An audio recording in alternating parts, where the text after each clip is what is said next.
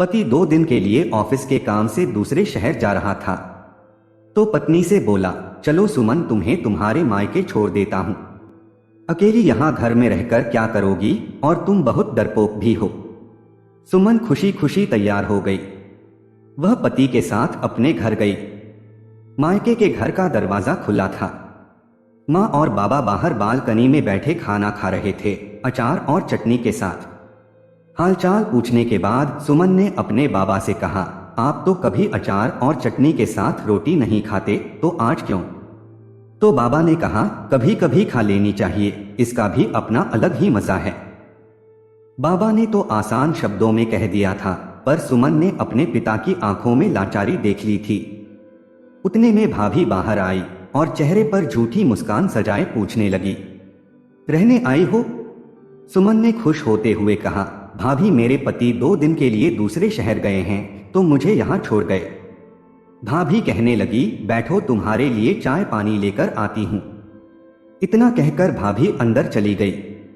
सुमन भी अपने माता पिता के खाए हुए बर्तन समेटने लगी और कहने लगी कि मैं भी भाभी की मदद कर देती हूँ और साथ ही भैया से भी मिल लूंगी। यह कहते हुए सुमन अंदर चली गई। बर्तन किचन में रखकर वह भाई की कमरे की ओर चल पड़ी, तो उसे भाई और भाभी की बातों की आवाज सुनाई दी। भाभी भैया से कह रही थी, तुम्हारी बहनें ब्याह कर तो गई हैं, लेकिन अम्मा बाबा की चौखट अभी तक ना छोड़ी। जब भी दिल करता है मुंह उठाकर बच्चों समेत चली आती हैं। तो भैया गुस्से से कहने लगे, तेरा क्या खाती हैं, यहाँ नहीं आएगी तो और कहाँ जाएगी? तो भाभी ने भी दंदनाते हुए कहा, बस अब मुझसे नहीं होती, तुम्हारे खानदान वालों की सेवा, तुम्हारे माँ बाप को संभालती हूँ, उन्हें खाना देती हूँ, यही एहसान समझो। भैया और भाभी की बातें सुनकर सुमन सन्न रह गई। उसकी आवाज तो उसके मुंह में ही दब के रह गई। वह उल्टे पांव वापस होने लगी। थोड़ी देर बाद फोन पर झूठ मूठ की बात करते हुए बाहर निकली। अच्छा माँ जी, आप लोग आए हैं, पहले ही बता देते तो मैं मायके नहीं आती। अच्छा, आप परेशान ना हो, ऐसा करें तब तक पड़ोस के घर में बैठें, मैं अभी आती हूँ। माँ बाबा ने देखा तो आश्चर्यचकित होकर पूछने लगे, बेटा क्या हुआ, अभी आई थी और अभी जा रही हो?